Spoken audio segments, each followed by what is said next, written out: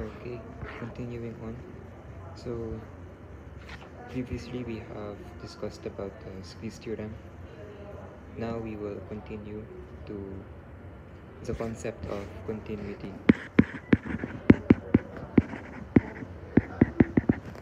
So, essentially, a function is continuous on an open interval AB when a function is continuous at each point in the interval.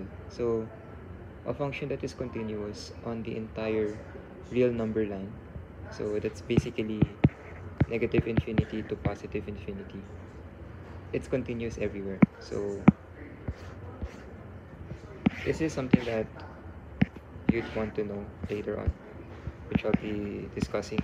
So three things that say that a function is continuous.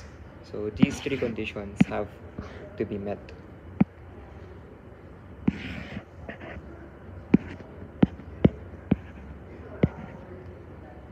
And this is your f of x. So these are the three conditions. So first things first, f of a is defined.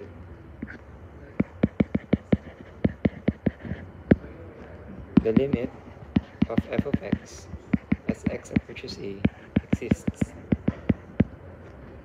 and the limit of f of x as x approaches a is equal to f of a. Those are the three conditions.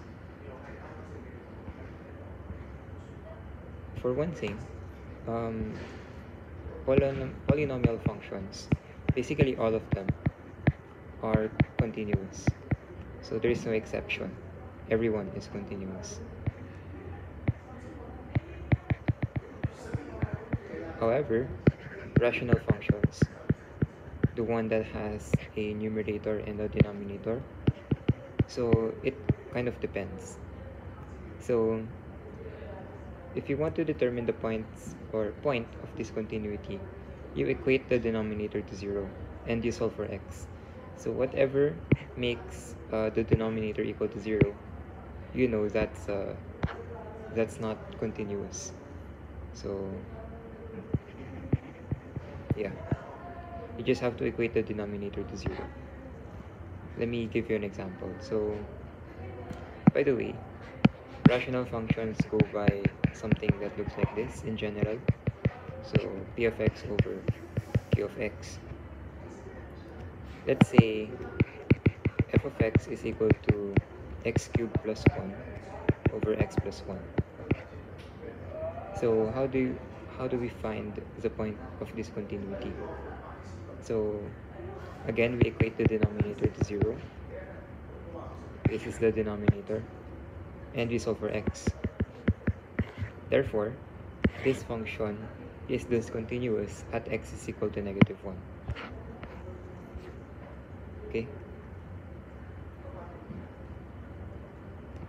Generally, a function is discontinuous at x is equal to a if one or more of these conditions are not met. So it could be 3 of them, it could be 2 of them, or just 1 of them that is not fulfilled.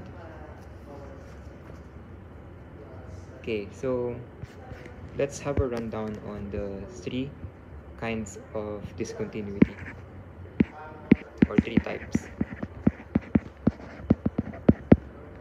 So we have missing point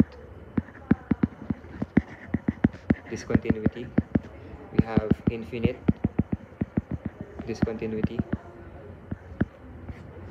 and we have finite jump.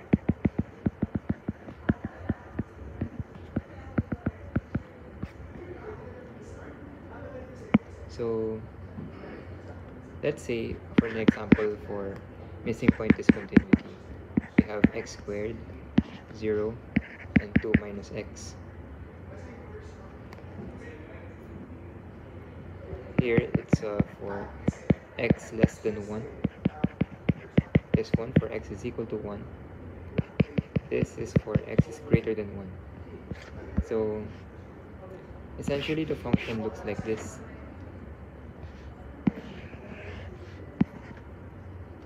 And then there is a break right here. You know that there is a break when you see something like this. So there is a hollow circle at the top, and then there's a dot below. So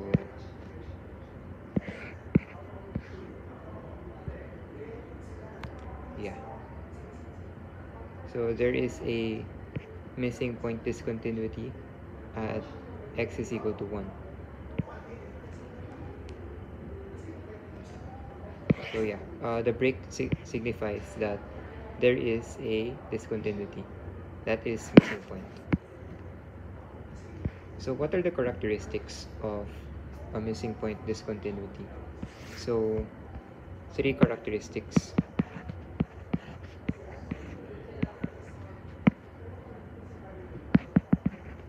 So it is certain that the limit of f of x as x approaches a exists. However, f of a in the case of missing point is undefined. And in that case, these are not equal to each other. So that's for missing point. What about infinite? So let's say f of x is equal to 1 over x squared minus 9. So in a graph, it looks like this. Essentially, point of origin right there.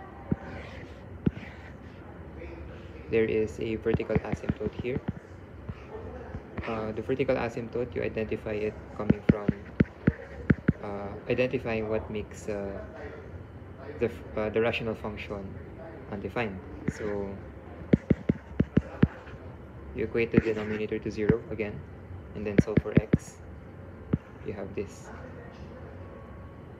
If you square root, by the way, don't forget the plus minus sign. So x equal to positive 3. Positive 3 is right here.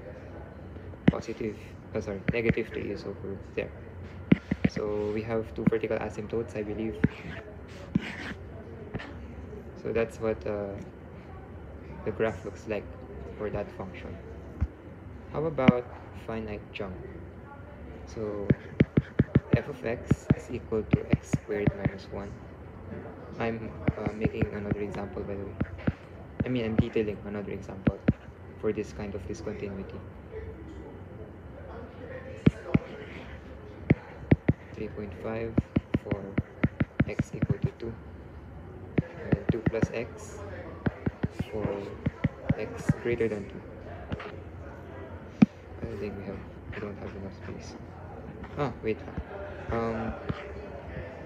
For infinite discontinuity, let me just specify the 3 conditions that characterizes it. So essentially the limit does not exist. Also, f of a is undefined, just like in the case of missing point. And the limit of f of x as x approaches a is equal to positive minus infinity. So either coming from the right or coming from the left, for as long as it is equal to positive or negative infinity, you already know we are dealing with, or we have an infinite discontinuity. As you can see here, so negative infinity, positive infinity, you know the rest.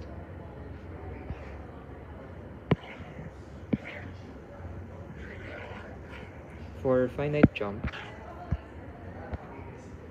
so with the example that I've shown earlier, this is what it looks like in the graph. So like that, and then